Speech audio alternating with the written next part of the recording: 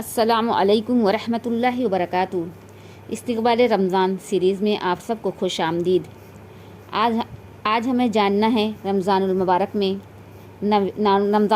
کے 90 کام کے سلسلے میں۔ تو ان 90 کام قرآن اور خیر کی طرف بلانا ہے۔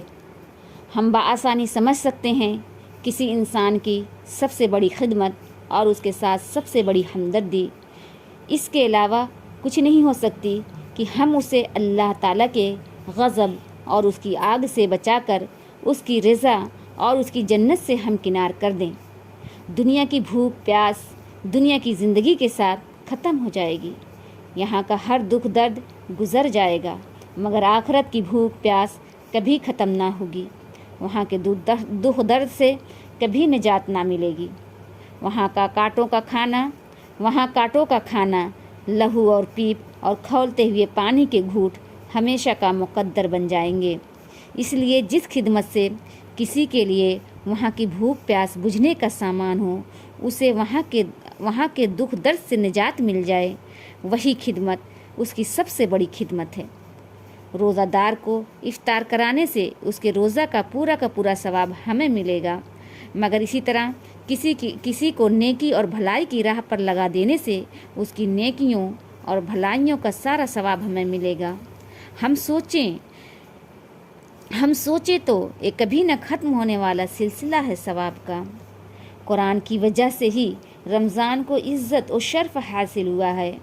پھر نزول کے مہینہ سے زیادہ موزوں وقت اس کام کے لیے کیا ہو سکتا ہے کہ ہم لوگوں تک قرآن مجید کا پیغام پہنچائیں، ان کو قرآن کی تعلیمات سے آگاہ کریں، ان کو قرآن کے مشن کی طرف بلائیں، ان کو قرآن کی امانت کا حق ادا کرنے کے لیے کھڑا کریں۔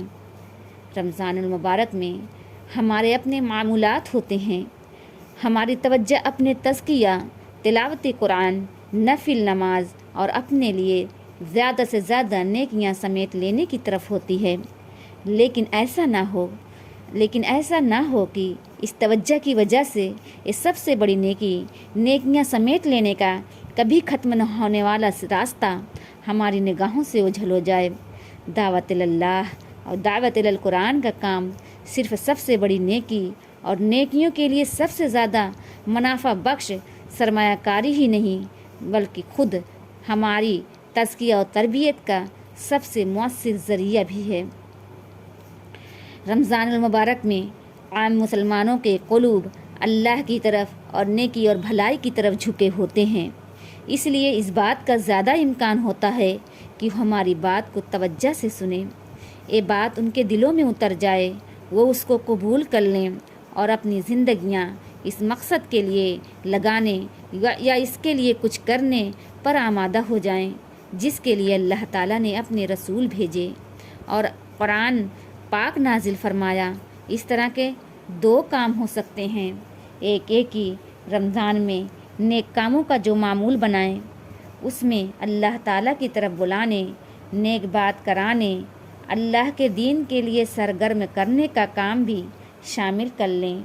افطار پر بلائیں تو چند لمحات اس پہ گفتگو کا موقع نکالیں، ساتھ کام کرنے والوں کے ساتھ بات چیت اور ملاقات ہو تو یہ بات ان کے سامنے رکھیں، بات رمضان کے حوالہ سے کریں اور اس بات کو مقصد قرآن کی ادائیگی کے لیے کچھ کرنے تک پہنچائیں۔